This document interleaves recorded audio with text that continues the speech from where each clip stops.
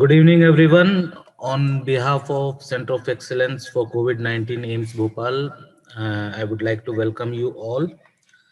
And as a part of ongoing webinar series, this is the third webinar.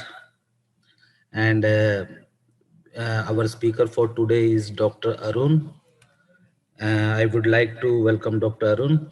And Speaking about Dr. Arun, he is Professor and Head, Department of Community and Family Medicine, AIMS Bhopal. Sir, I welcome you. Thank you, Daniel. So should we start? Yeah, sure. You are the co-host and you can share your screen. Okay, thank you. So I'll be sharing my screen.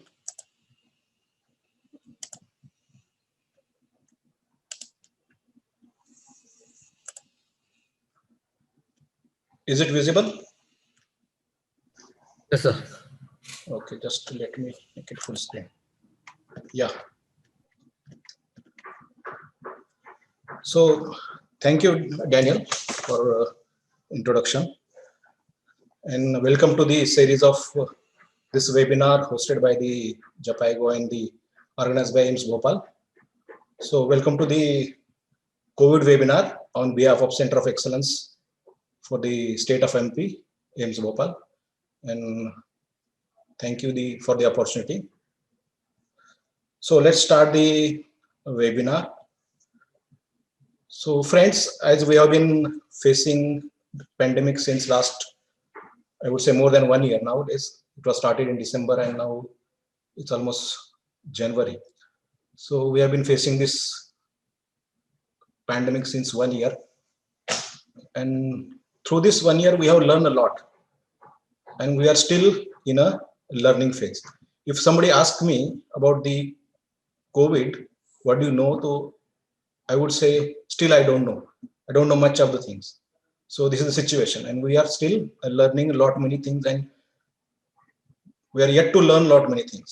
But I will just take you through the journey of COVID in last 1 year, and we'll just try to revise what we have learned and what we know about the COVID. So let's go back to little history about the COVID when it was started. So this COVID is supposed to be originated from the animal source as a spillover infection from the animals like pangolin or bat, something like that, because of human intervention, and they got into the human being. So this was the origin for the infection, and the first index case which showed the symptom on 1st December 2020 in China, Wuhan province. And the WHO picked up this statement of Health Commissioner of Wuhan Municipal Corporation, stating that the viral pneumonia is prevalent in Wuhan in the China on 31st December of 2019. So after that, WHO got alerted and they issued some guidelines. Then the first case outside the China was reported in Thailand 13 January 2020.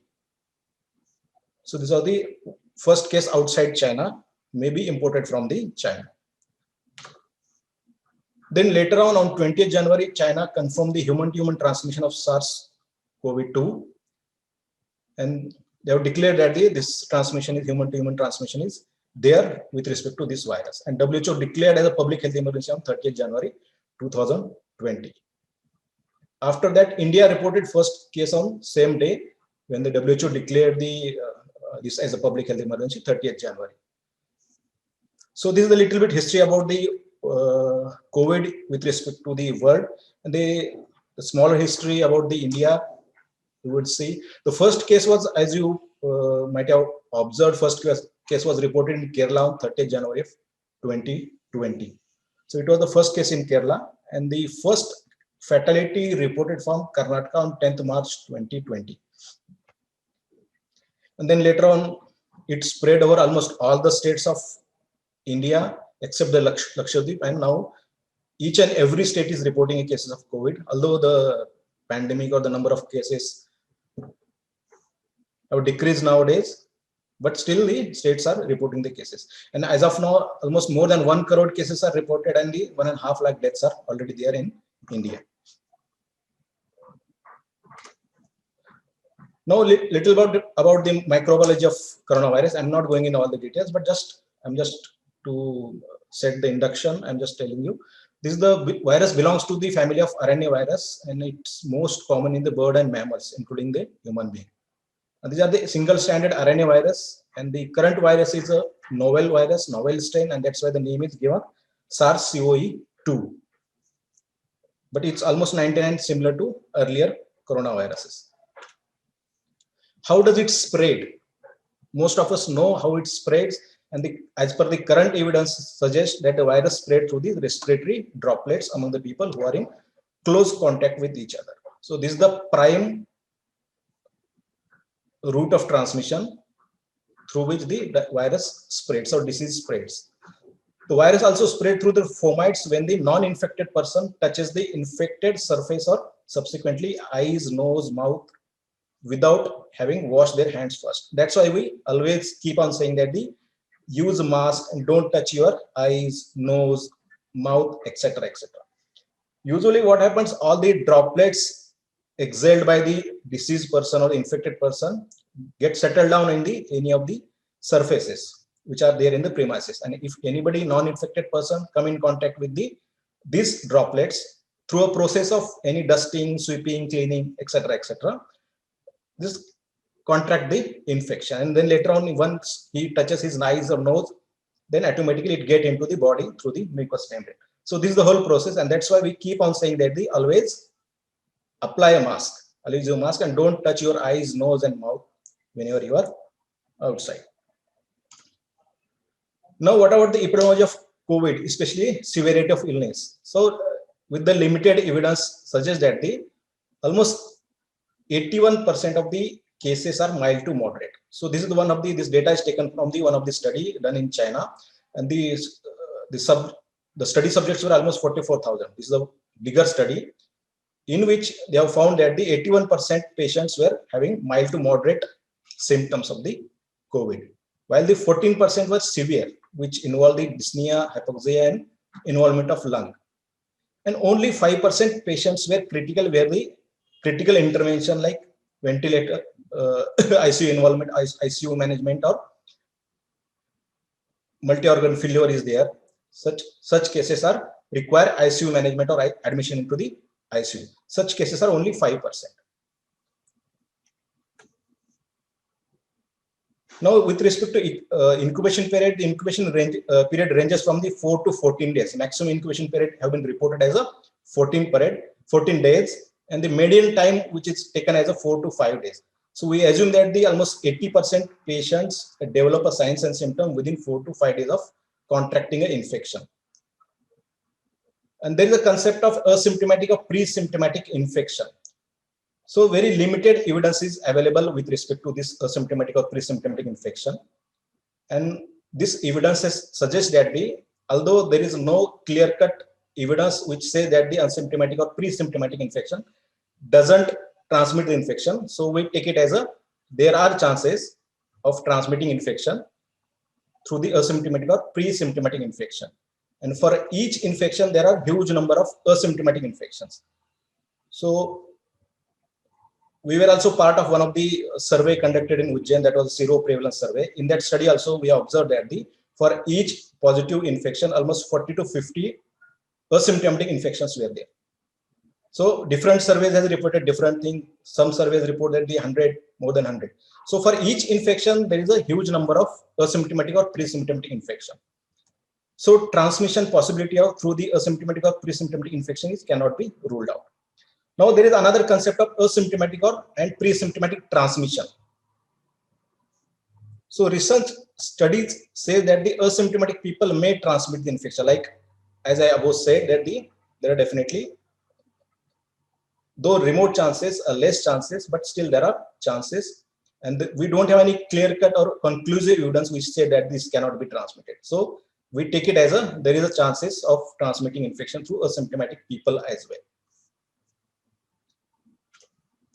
Now, this is the usual clinical presentation of COVID. And if we go through the list of clinical symptoms present in the COVID-19, we get almost all the symptoms. fever, chills, cough, dyspnea, then fatigue, then muscle, body ache, headache, dysgeusia, agusia, or anosmia, sore throat, coryza, the runny nose, nausea, vomiting, diarrhea. This list include almost all the symptoms which are otherwise present in other disease as well. So these symptoms are not very specific, we can say.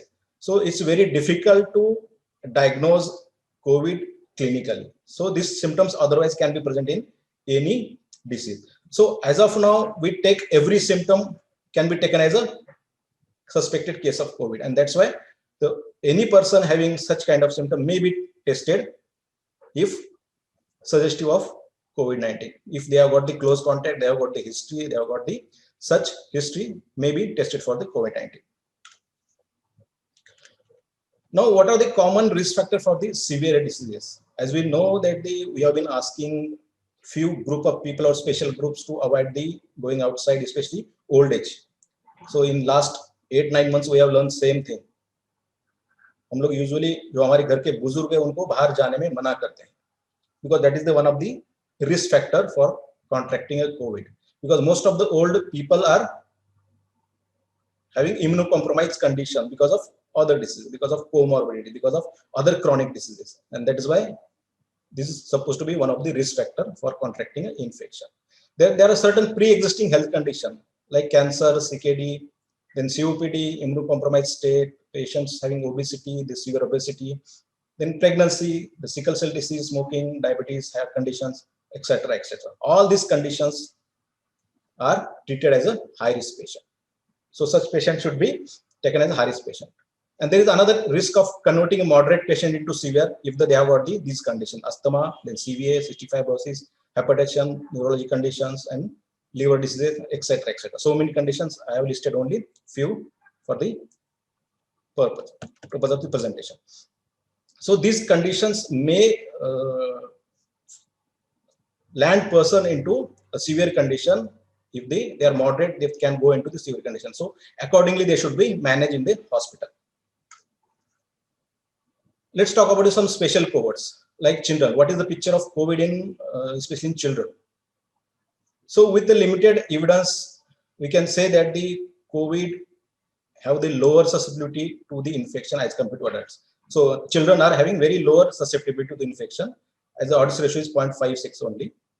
Even though children have shown some severity of disease, that is because of some comorbidity, some systematic infection. Even some of the children have died because of COVID, but the case is very specific because of some additional issues, some additional comorbidities, and some additional health problems. That is the only. Otherwise, most of the children have got the mild infections and they only get cough or fever. So almost 90% of cases get like this only. Adolescents apparently have the same susceptibility as to that of adults. So there is no difference with respect to COVID in adults and the adolescent. So very rarely children are the index case of any house. So children don't usually spread the infection within the household or within the particular cluster. And especially children do not seem to be high risk of severe illness unless they have got some additional health problem. They have got some additional systematic disorder. Now there is another cohort which is pregnant woman. So there are many questions raised in the various platforms. What is the status about the pregnant woman, whether she is at more risk of developing COVID because of pregnancy? The answer is yes, definitely, because we say that although we don't have much conclusive evidence, but we take it as a positive risk because the pregnancy is already a compromised condition. So definitely there is a risk of getting an infection, and we should take care of pregnant woman, especially if she is positive, and she definitely require the more intensive care than any non-pregnant woman. And with respect to the vertical transmission of SARS or COVID, there are very limited evidence, limited studies available which say that the vertical transmission is there, but it is a very rare phenomenon. There are certain studies which show that the newborn have been found positive for the COVID-19, but it is not clear that whether the newborn have been taken an infection from the mother or some other sources. That is still not clear, but we take this as a positive transmission, or we say that the vertical transmission is possible from the mothers, and that's why there is a risk. So we belongs to healthcare worker category, and we know that we are definitely at more risk of getting infection than any other person in the community. So definitely we are at the risk of, because of nature of work we are doing, nature of work we are living, nature of work we are exposing, and we are handling the different fluids and different things. So definitely it poses a more risk than any other person. So one of the study done by WHO has said that there are 14% of health worker among the positive cases of COVID-19. So the range, it ranges from 2% to 35%. So 14% of the patients are healthcare worker, and definitely most of the healthcare worker which get affected are the nurses, paramedical workers, who are more in close contact with the patients of COVID-19. Now this slide is more interested for the clinicians who are routinely managing the COVID patients in the ICU or in the wards. So this gives an idea about the some clue about the clinical management. So this slide shows that the median time required for the development of certain red flags in the COVID-19 management. So median time for the onset of illness to the dyspnea is 5 to 8 days. Usually patient develop, if at all has to develop within 5 to 8 days, usually develop dyspnea. With respect to ARDS, it requires 8 to 12 days to land into ARDS for a patient from the onset of illness. For admissions into the ICU because of various complications, it's 9.5 to 12 days. Patient becomes complicated and require ICU admission usually. And the median length of hospitalization among the survivors is 10 to 13 days. So this is the median time available for the different complications with respect to COVID-19. And this might help the clinicians to take a decision accordingly. Now, as we have been learning since last 8-9 months, the only solution or only treatment which is available is a prevention of the COVID-19, because we don't have any concrete treatment. We don't say that, we cannot say that this is the drug and this how we can treat the COVID. So what remains in our hand is the prevention of the COVID, and that's why we keep on saying maintain a hand hygiene. Often and effectively, more than 20-second hand wash with soap and water is required. If the facility is not there, then we can use a sanitizer as well with the 60% of alcohol. So this is the very much required, and always wash hands with soap water if they are visibly dirty. So maintain proper respiratory hygiene. Don't spit, don't cough in public, don't sneeze in public. Try to, even if you, and always use your mask, always use your handkerchief while coughing, sneezing, and always try to maintain the etiquettes while in public with respect to coughing and sneezing. Disposing of used mask is again very important. Don't spread or don't throw anywhere. You have to dispose the mask safely and responsibly. That again create a chance for the transmission of disease. Another thing, that is social distancing. We have been advising to maintain a social distancing at least 1 meter, 3 feet to 6 feet from the nearest person, and we have been asking to avoid the non-essential travel. Don't travel if not required, if not absolutely required, and try to avoid the crowded place. Cinema hall, that's why our cinema halls are still closed, although the government has permitted. It also include the avoiding the close contact with the others. Close contact means it's a less than 3 feet distance, less than 1 meter distance for more than 15 minutes contact. So this we have to avoid so as to avoid the transmission of the disease. And whenever there is a symptom, there is some history of contact, then always take an opinion of the doctor.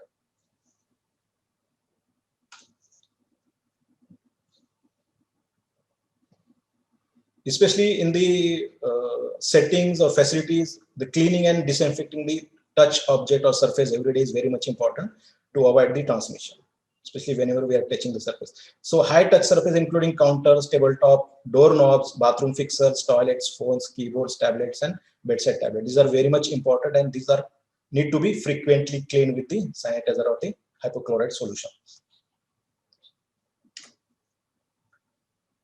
Now, what is the preventive strategy, especially in the hospital setting? Because as we are all health workers and we are dealing with the suspected COVID patients routinely. So what are the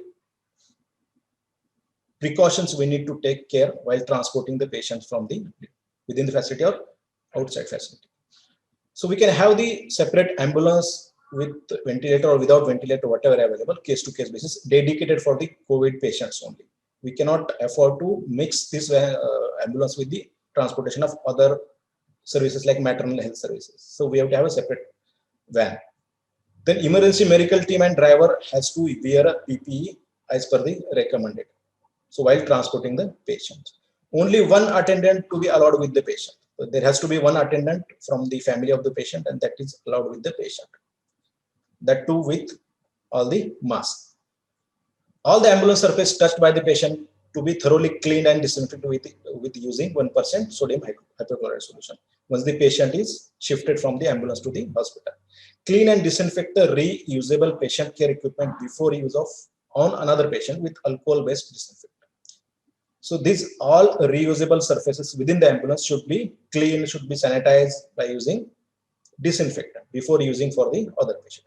Cleaning of all surfaces and equipment should be done in the morning and evening or after use of each patient, every patient, with the soap and detergent water. So these are the recommended PPE guidelines for the ambulance staff. So depending upon the risk they are posing. If they're transporting non-SARI patient, the moderate risk is there, and we can have the N95 mask and gloves. If they're managing a SARI patient while transporting, these pose a high risk, and we recommend the full complement PPE. And the driving the ambulance with the no patient, then it's poses a low risk, and we can have the triple layer mask for the and the gloves. So these are recommended PPE for the ambulance staff for transporting the patient. Once the patient reaches the triage area, then enforce respiratory hygiene for all the patient, attendants, doctor via use of mask. So whatever the recommended masks are there, that should be used in the triage area. Ensure the suspect is made to wear triple layer surgical mask. Whoever the patient is there, whoever the suspect is there, to provide a triple layer mask at least and ask him to wear that.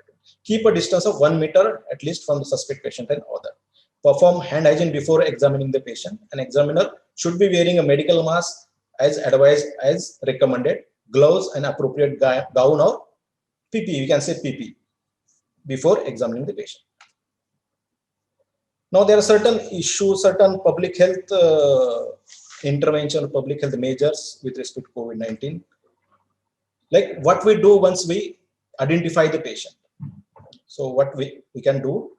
So there is a term which has been used quite a few times since last 8-9 months. Earlier, this term was not that much famous as it is famous in COVID-19, contact tracing.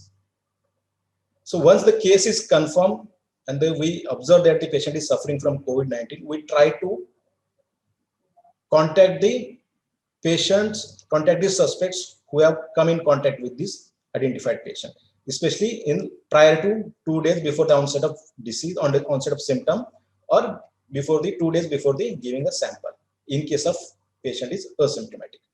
So we have to go back into the history of contacts of the confirmed case 2 days before and ask the details about the what type of contact and what they are sharing and etc. etc. So depending upon that, we classify the risk status of those contacts, high risk status or low risk status, and accordingly the suspects can be managed. People who have in close contact with someone who has COVID-19 should be addressed, should be identified. So this doesn't include the people who had COVID-19 within last 3 months. So we exclude these people who already has got the COVID-19 last 3 months. So all the close contacts of this person who are usually at high risk should be notified to the authority immediately. The local authority should be notified with this case. These are the close contacts of these such and such patients, and these are the probable suspects of the COVID-19. So accordingly, action can be initiated at the higher level. So 80% of contact should be traced and put into the quarantine within 72 hours. So this is the advised, and this is with respect to avoid the transmission, further transmission to the other people or community, you can say. Now, what are the close contacts? So close contacts are as defined when we are within 6 feet of someone who has COVID-19. The exposure should be 15 minutes or more. If you are close contact, that means you are within the 6 feet and you have got the exposure more than 15 minutes. You provided care at home to someone who is sick. So you are some relative or some person who is staying in your house, you are taking care of that person who is positive. So in such case, that is treated as a close contact. So you have direct physical contact with some person, like hugging or kissing them. That is also treated as a close contact. You are sharing, eating or drinking with somebody. That is also taken as a close contact. And somebody sneezed, cough, or somehow got respiratory droplet on you. So that is also high risk, irrespective of the exposure or duration. So what we advise stay at home for 14 days after your last contact with the person who has COVID-19. So usually if the patients are mild symptomatic or asymptomatic, we advise them to stay at 14 days and watch for your symptoms of fever or cough or shortness of breath, of any other related symptoms like COVID-19. And whenever there is a symptom, immediately report to the nearest COVID facility. That is the advice we give. Now, few more terms have been very popular in last 9 months, almost 1 year: quarantine, isolation. And people, many people make a mistakes about the COVID quarantine and isolation. So quarantine is a different term and isolation is different, although many times these terms are used as interchangeable terms, but it is not so. Quarantine is always applicable for the suspect who is not yet diagnosed. Quarantine is always applies to the suspect who is not yet diagnosed and who is a non-diseased person, but who has got the potential to become a positive, who is a close contact with the confirmed case. So such person is labeled as a close contact, we can say, or the asymptomatic person. But as of now, the person is healthy. Person has got the contact with the confirmed case, who are asymptomatic or have very mild or mild symptom. So such person are put into home quarantine, usually for the 14 days, who has got the exposure with the positive case or the confirmed case. So in case of development of any symptom, this should be immediately tested. So if such patients or suspects develop some symptoms, they should be immediately tested. And then this may be released if no symptoms develop for the 14 days. So after 14 days, such cases may be released from the quarantine. So quarantine is always applicable for the healthy person who has got the exposure history with the confirmed case. Now there are certain conditions in which we need to reduce the quarantine. But then what are the options for the reducing quarantine? So after 10 days, you can release the quarantine if case is asymptomatic. Even without testing, we can release the quarantine. But if requirement is such, if you want to release the quarantine earlier. So even before that, if you want to release, then after 7 days, you can have the test results. If test result is negative, you can release the quarantine. That is another. These are the rare options available if at all required. Otherwise, it is always advisable to continue the quarantine for 14 days. Now, isolation is another strategy. Isolation is always related to confirmed case of COVID-19. Isolation always related to confirmed case of 19, and isolation is for deceased person who has got some disease. That is a isolation. So whenever there is a confirmed case, we advise isolation for 10 days. So available data that person with mild to moderate COVID-19 remains infectious no longer than 10 days after the symptoms. So whatever the limited studies are there, they say that most of the patients remain infectious for maximum for 10 days. So 99% becomes non-infectious after 10 days. So that's why we advise them, all the patients, to maximum 10 days of isolation from the diagnosis, from the symptom development. So for most of the person, COVID-19 illness, isolation precautions can generally be discontinued after 10 days of symptom onset and no fever for last 3 days. So that is what our ministry guideline also says. If the patient is not showing any signs and symptoms continuously for 10 days, especially for there is no fever in last 3 days, such person, in such cases, isolation may be discontinued without any testing. You don't require any confirmation or testing, RT-PCR. So such person can be declared as a free from the isolation. For the person who never develops symptoms, isolation and other precautions can be discontinued 10 days after the date of first positive RT-PCR. So there are nowadays, we are getting so many patients who don't have any signs and symptoms, yet their test is positive. In such cases, so whenever we do a test, from the date of test, we can count the 10 days, and after 10 days, we can release the patient from the isolation in such case. If the patient is symptomatic, we can say that after 10 days of symptom onset and last 3 days without fever. So that is the call you have to take as a physician. Now, little bit about the recent advances happening or going on in the COVID-19 at the national, international level. So in the last webinar, we have seen our director has given a very nice presentation with respect to vaccine, and full presentation was dedicated to vaccine.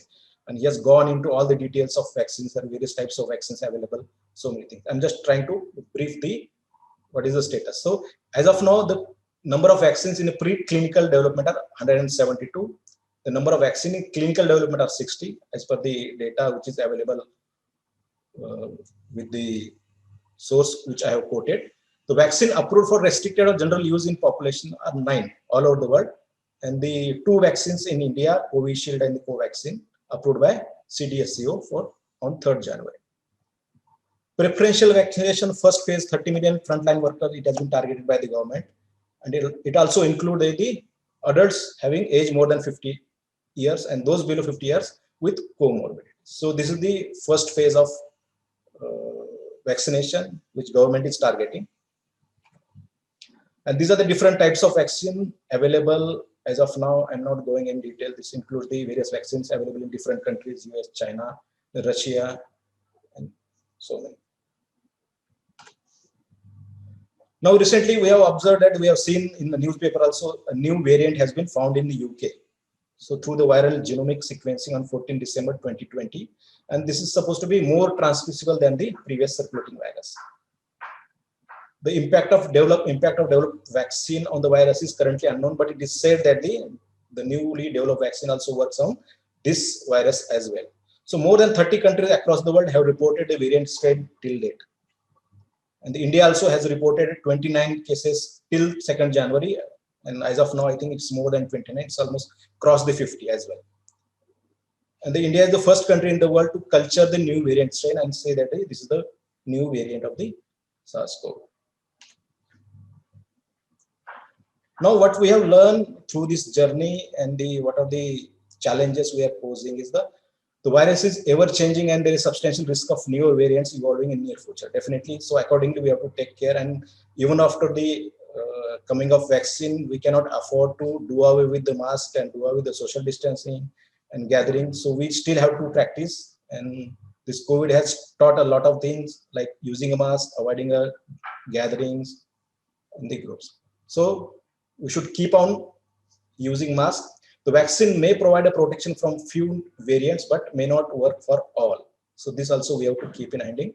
And the only solution remains again is the hand hygiene, respiratory hygiene, social distancing, and the tools in our arsenal which can work against all the variants. So this is the best solution as of now we are finding, although the vaccine is almost in final stage of development and it's almost, we are about to launch the vaccine, but still the solution is hand hygiene, respiratory hygiene, and social distance. So with respect to COVID-19, another thing we have learned through these different resources that there are still many things we need to learn from the COVID, like what is the impact of COVID on the children, then the pregnancy, and whether a symptomatic infection transmit the virus or not. So many questions are there which still need to be answered. So we need many research in this COVID-19, and unless and until we uncover all the truth, we cannot find out the real solution for the COVID-19. So these are the presentation. These are the references which we have used, sample references, and so thank you very much for providing the opportunity, and thanks to JPIGO, thanks to our director and the government of MP for providing opportunity to present this PPT. So thank you very much. And Daniel, over to you. If you have got any question, I would be happy to answer the questions. Although I don't promise that I will answer all the questions. Thank you so much for your wonderful presentation, sir, and taking us through the entire COVID-19 process. And any questions, if anybody is having any questions, please, you can ask. You can unmute yourself and ask questions.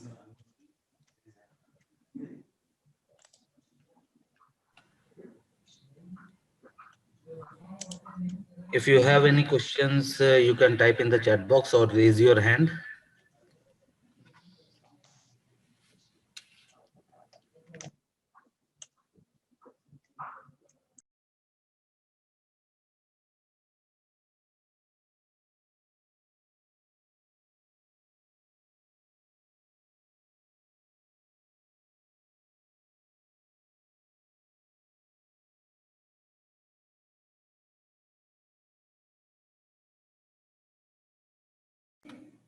So I think the presentation was so well explained that there are no questions. Oh, I don't think so, but we still, have a question from Dr. Abhishek. How to treat post-COVID renal failure patients? sir, this question is more clinical, and I don't think myself competent to answer this question because it's more of clinical question. And I would request any clinician who is present, especially from the AIIMS Bhopal, can answer this question, please. This is more of clinical question.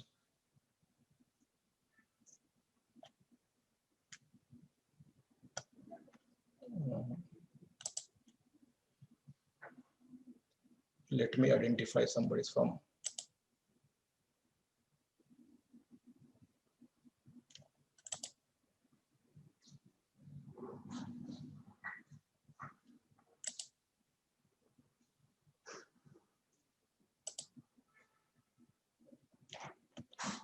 Dr. Joshi is there, Dr. Rajnish Joshi.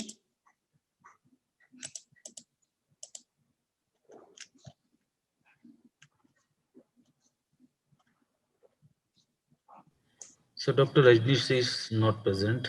Rajnish or Dr. Alkesh, because it is a more of clinical question, and this can be better answered by Dr. Alkesh is also clinician not only. present. Any other question, especially with respect to public health or something like that? I'll be happy. We have a question from Mr. Abhinav. I have unmuted him. Yeah, good afternoon, Dr. Arun. Yeah, good afternoon.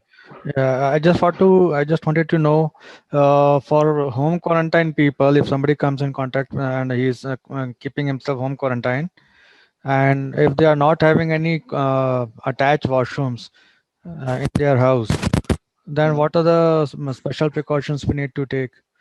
Like they do not have any attached washrooms in their bedrooms, and they are using a common washroom in the home. See, initially when the government was saying that the patient may be advised home quarantine or home isolation. So before advising them, we have to ensure that these facilities are available in the home. We have to have this, there is checklist, and we have to fill the checklist, and we have to ensure that these separate facilities are available in the home. If such facilities are not there, then government, especially in the, at least in the government of MP, they say that you can transfer the patient to the COVID care center where such patients are managed, because COVID care center may these facilities are available, and they have ensure that such patient may be treated there only. Okay. So patient may be referred to COVID care center. COVID care. Okay. Thank you. Sir, we have a question from Dr. Venkatesh Yadav. Can you enlighten regarding reinfection, especially in healthcare workers? Yeah, reinfection, although it's not that much common, but still there are certain evidences and certain studies are there which say that the reinfection is there. But reinfection is important if the patient is symptomatic, if the person is symptomatic. So otherwise we don't have to entertain.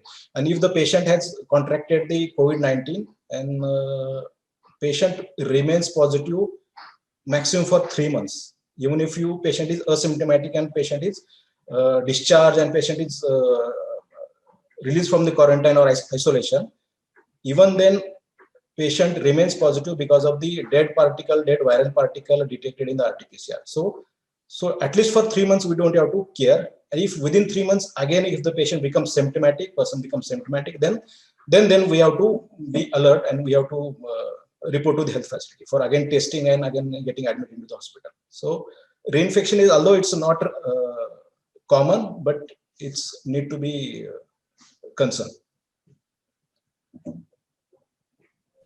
Thank you, sir. And any more questions?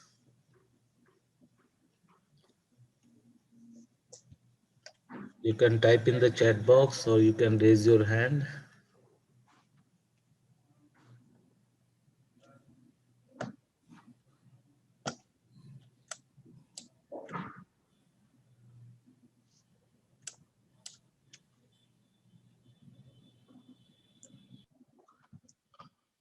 I'm looking at certain questions with respect to vaccines. They are asking some side effects of Covishield vaccine and so many things.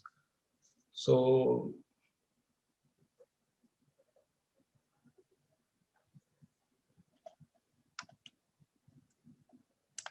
yet the data related to this Covishield vaccine and the Covaxin is still not in public domain. So I'm not sure कि इसके क्या-क्या side effects है और क्या है. अभी जिन agency ने इसका क्लिनिकल ट्रायल कराया था उन्होंने पब्लिक किया नहीं इसका data. So still there is a lot of debate going on in various forum. This data should be made public. So at least I'm not aware of the various side effects. If any microbiologist or any other person is available, maybe throw a light on this. Especially Dr. Debashish is there, I think, from microbiology. Yeah, we have Dr. Debashish. Abhinav. So we have one more question from Abhinavji. How will we count the number of days after getting infection? How many? How will we count the number of days after getting infection? So number of days required to be counted especially in two conditions. One is for isolation, other is for quarantine. For isolation, we usually take a day starting date from the 2 days before the getting the symptoms. So whenever patient comes with the symptom. So we days count from the 2 days before the getting symptoms. So for advising for the identifying the contact tracing, and for isolation, whenever the patient start the symptom from that day, we start the counting. If there is no symptom, then date of diagnosis can be treated as a day 1, and from that we can count the days for the isolation. For the quarantine, the date of last exposure is taken as a 0 date, and from that we can start the days of counting. Date of last exposure.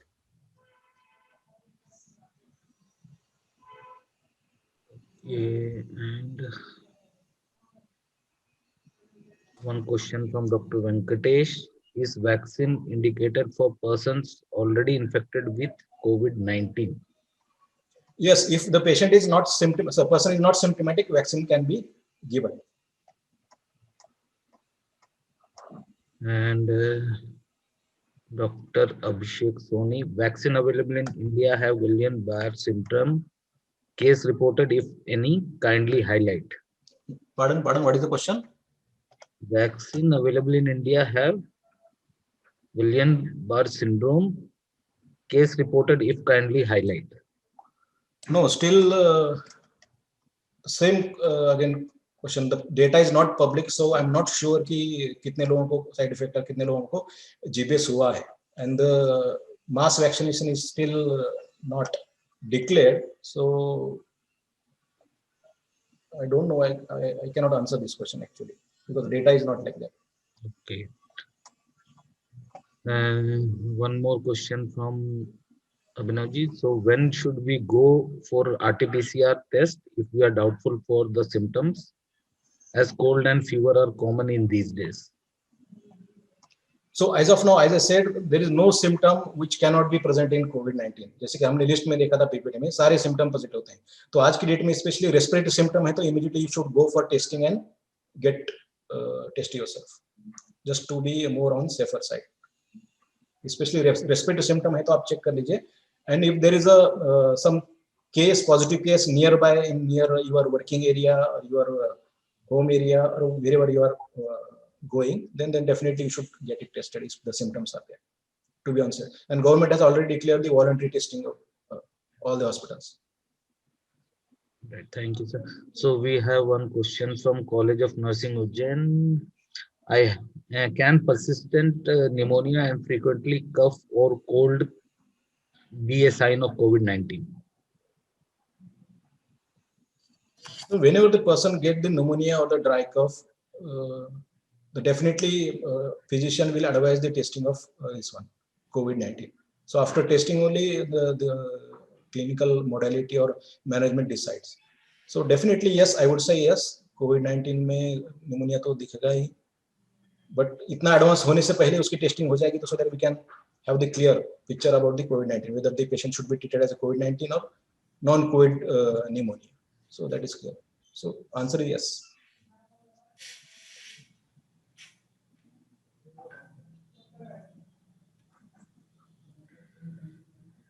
One more question. Efficacy of vaccine claimed in regard of Covaxin and Covishield.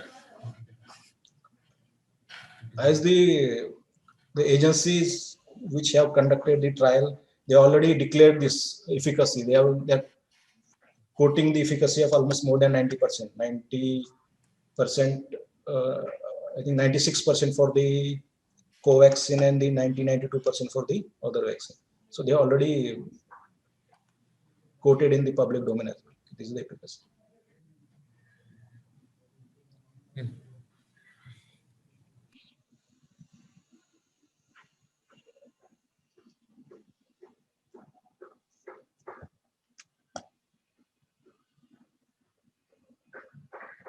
Since we have Dr. Debashish Biswas with us, Dr. Debashish Biswas, I think regarding vaccination, if he could give us more insights, it would be regarding nice. side effects of various vaccine. Yeah. Yes.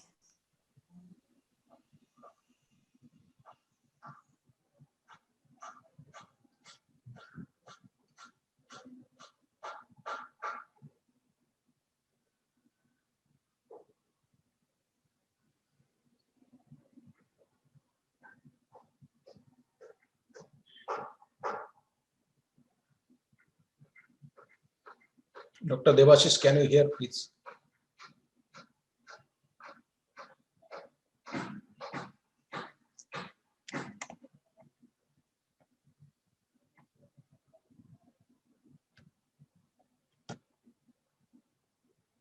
I think Dr. Debashish is away from the PC.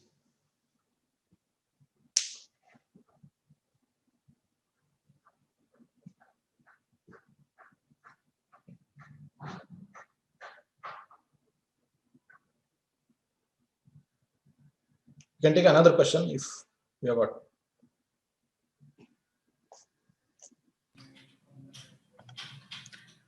Yeah, we have few more questions that all are related to vaccine.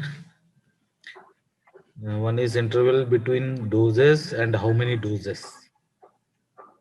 As declared, there are 2 doses and 1 month apart. Usually happens in most of the vaccines. 2 dose लेने आपको 1 महीने के gap में.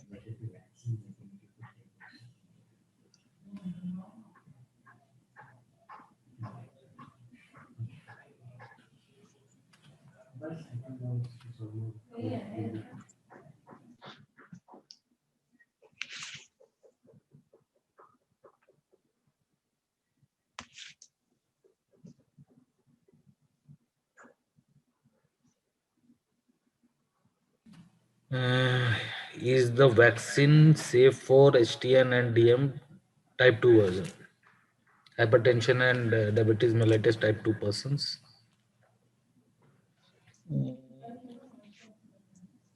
I cannot confidently say yes, but somewhere I have read that the vaccine is safe for even the old age people as well. But I'm not sure 100%.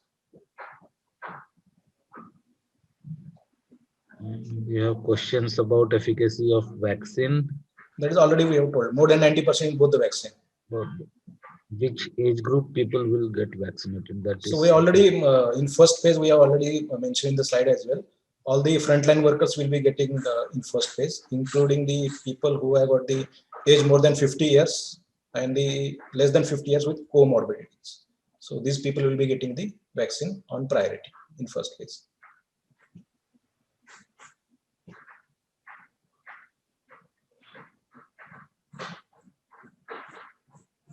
We have Dr. Devasis also. I think. Dr. Debashis, there are certain questions with respect to the side effects of vaccine, which are available in the India, Covaxin and Covishield. So can you just throw some light on the side effects? And somebody asking what are the chances of getting Guillain-Barré syndrome with respect to this side effect of vaccine? Can you just throw light on these side effects? Please unmute yourself. Hello. Yes. Yeah. Could you just repeat the question? So there are few people who are asking the questions about the side effect of recently launched vaccine, which are in phase 3, Covishield and the Covaxin. So they are more curious about what are the side effects of these vaccines. And somebody was asking also about what are the chances of Guillain-Barré syndrome, or whether any patient have been detected having Guillain-Barré syndrome because of this vaccine induced. So the ones that have been reported, the phase 3 data that is available, we need to understand that the ones that are approved in India they are under authorized. So the inactivated vaccine, that is Covaxin, that is not yet that has not yet completed phase 3 trial. So it has been given an emergency use authorization. Till now, we do not have in public domain the exact proportion of patients with side effect, side effect is there. But the report is that the usual side effect that is encountered with any injection in the form of pain at the site of injection or mild fever, which is self-limiting and resolves in a matter of 1 or 2 days, that is the one which is seen in the majority of cases, if at all there is a side effect. The second vaccine which has been granted emergency use authorization in India, that is the chimpanzee adenovector vaccine, that is from Serum Institute of India. So that vaccine also has got very minor side effects. Guillain-Barré syndrome has been reported with the Moderna vaccine in very microscopic minority of cases. So these are, I think, aberrations, and we cannot ascribe it to the vaccine.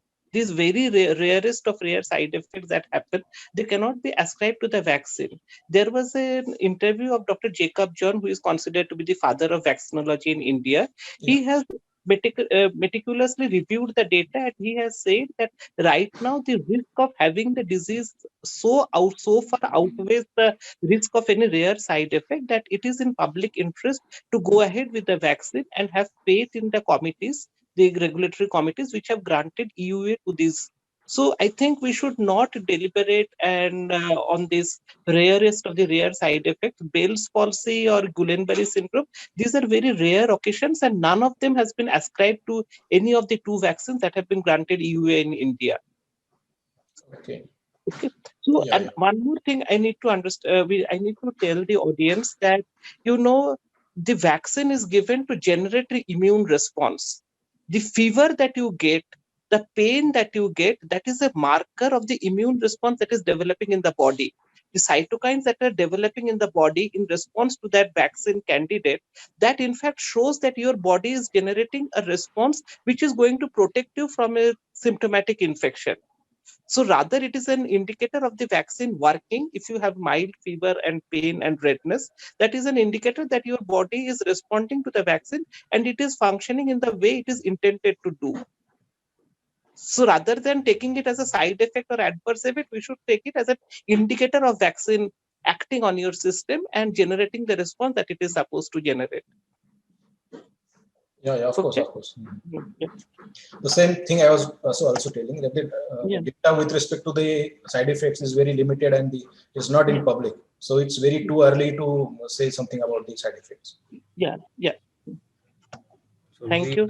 Sir, we have a question about the price of vaccination. Is it known? It known? The price of vaccine, is it known?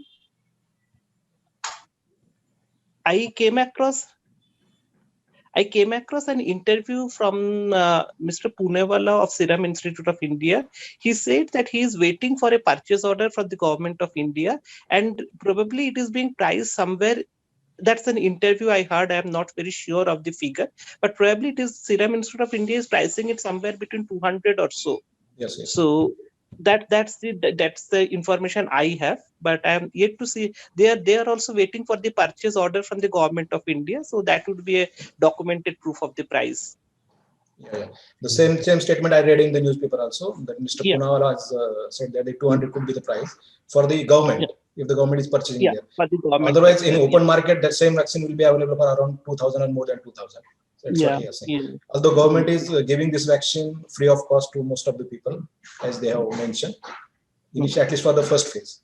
Yeah. We have a question from Dr. Abhishek again. Recent reports has said that COVID has shown mutation by genetic shift and drift. So already manufactured vaccine will become useless now. Is it so? What alternative vaccine we have now for the mutated strain? Can I answer that? Yes, please. So I don't know where from Dr. Abhishek has got this information that the vaccine has become useless. Nobody has said. I am hearing this for the first time. Drift, shift, these are all very technical terms. We should not use them very lightly and loosely, interchangeably. There is some variation in this virus, and every reasonable authority has maintained that this variation that has cropped up in some countries like UK and Nigeria and South Africa, these are not causes of concern regarding the vaccine efficacy. This virus is changing all the time. The one that emerged in Wuhan is not the same that is the most prevalent in our communities now. So the virus is supposed to change. Every virus changes, more so about RNA viruses, and it is an RNA virus which is prone to change. That's expected of the virus. There has been some UK variant that has accumulated some variations, but only one of that variation is in the spike protein, and that is not going to affect your vaccine efficacy. No scientific authority has said that the vaccine is not going to work in the case of the person infected with the UK variant. Okay, so let us not spread this information. If the medical fraternity needs to be very clear that there is no effect of this variant as of now on the vaccine efficacy. We should be clear so that we can communicate the same to the lay press and the general public. The vaccine is going to work even if you have got the variants that have cropped up in UK. Okay, so that's a very firm message. There is nothing to doubt. Starting from CSIR to CDC, everybody has maintained that the vaccine efficacy is not going to be compromised. Hello? Yes. Thank you, sir. And I think Any there other are question? no more new questions now. Okay. Thank you so much. Thank you. So if there are no more questions, I would like to invite. Okay, sir, we have a question for Dr. Devasis. Again. The same question that was left unanswered about hypertension and diabetes mellitus type 2 effect. About that vaccine part. Dr. Devashish is left now. Yeah. I think he has left now. So I would like to invite Dr. Nochiketa for closing remarks. Dr. Nochiketa.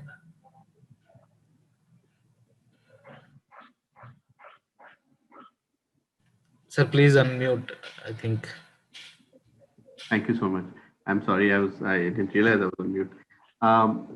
First of all, I'd like to thank Dr. Arun for such a wonderful presentation and also for responding to all the queries, and also Dr. Devashish for responding to all the queries on the vaccines also.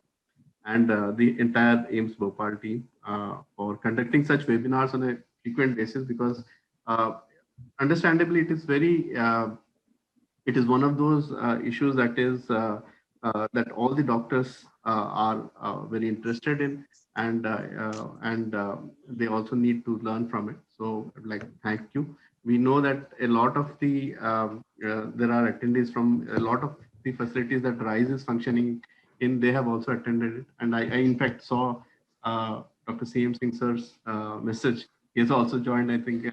So we have people from AIIMS Patna and AIIMS Jodhpur. So we're thankful to everyone, all the participants, for attending these sessions and also making it a very participative, interactive session. And we are hopeful that this continues to, such sessions continue to benefit all the attendees. With that, I would like to again thank AIIMS Bhopal and the participants as we close this session. Thank you so much.